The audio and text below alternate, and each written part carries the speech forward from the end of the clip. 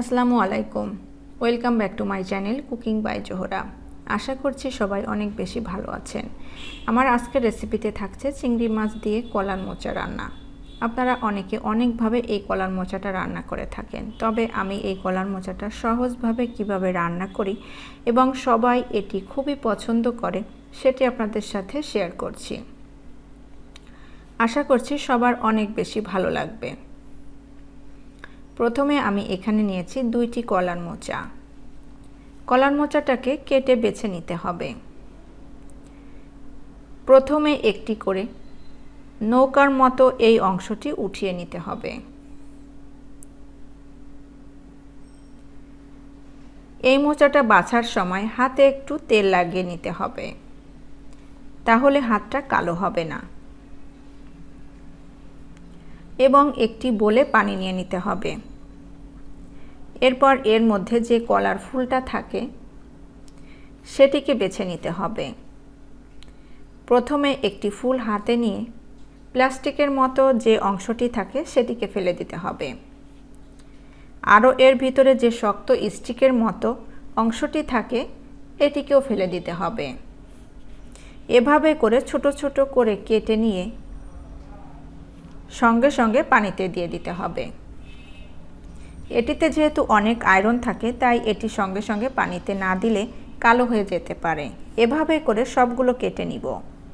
এরপর কয়েকবার করে পানি পাল্টিয়ে ধুয়ে নিব।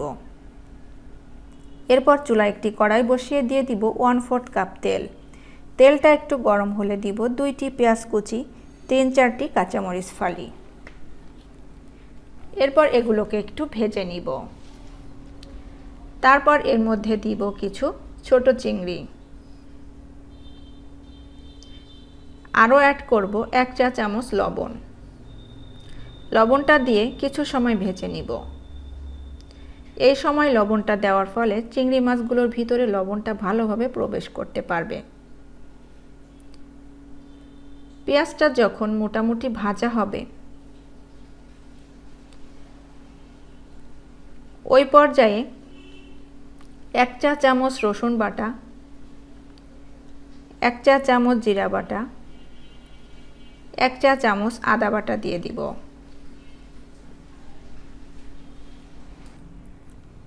এরপর এগুলোকে একটু নেড়ে চেড়ে নিব।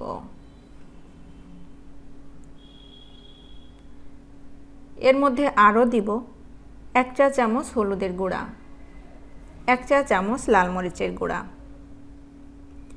এরপর এগুলোকে একটু ভেজে নিব।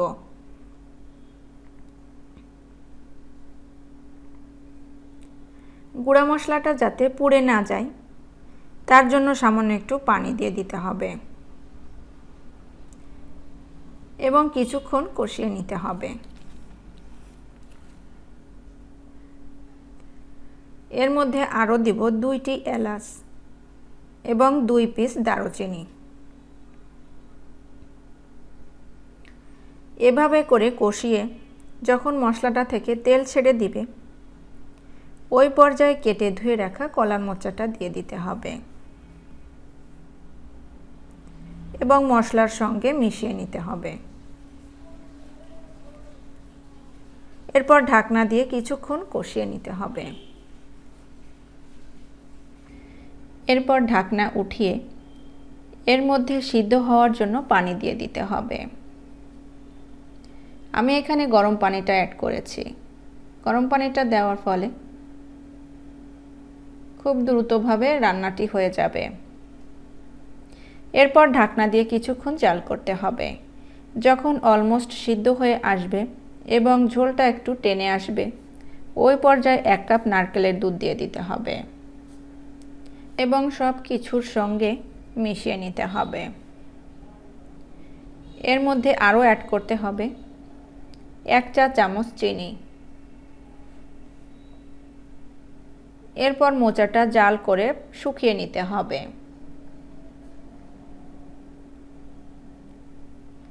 এভাবে করে যখন গ্রেভিটা ঘন হয়ে যাবে এবং তেল ভেসে উঠবে ওই পর্যায়ে 1/2 চা চামচ ভাজা জিরার গুঁড়া দিয়ে দিতে হবে। তারপর মিশিয়ে নিতে হবে। সব কিছু শেষে চুলা থেকে নামিয়ে নিতে হবে। আপনারা যদি নারকেলের দুধটা না দিতে চান তাহলে দুধ ছাড়াও রান্না করতে পারেন, সেটি অনেক বেশি মজা লাগে। আশা করছি আমার আজকের এই সহজ রেসিপিটি আপনাদের কাছে অনেক বেশি ভালো লেগেছে। রেসিপিটি ভালো লাগলে লাইক, কমেন্টস এবং শেয়ার করতে ভুলবেন না। সেই সাথে আমার চ্যানেলটাকে সাবস্ক্রাইব করে রাখবেন। আর আপনারা যারা আমার ফেসবুক পেজ থেকে দেখছেন, লাইক এবং ফলো দিয়ে না রাখলে প্লিজ লাইক এবং ফলো দিয়ে রাখবেন। তাহলে আমার কোনো ভিডিও আপলোড করার সঙ্গে সঙ্গে নোটিফিকেশন আপনাদের কাছে পৌঁছে যাবে। ভালো থাকবেন সবাই। আজকে এখানে বিদায় নিচ্ছি। পরবর্তী রেসিপি দেখার আমন্ত্রণ জানাচ্ছি। আল্লাহ হাফেজ।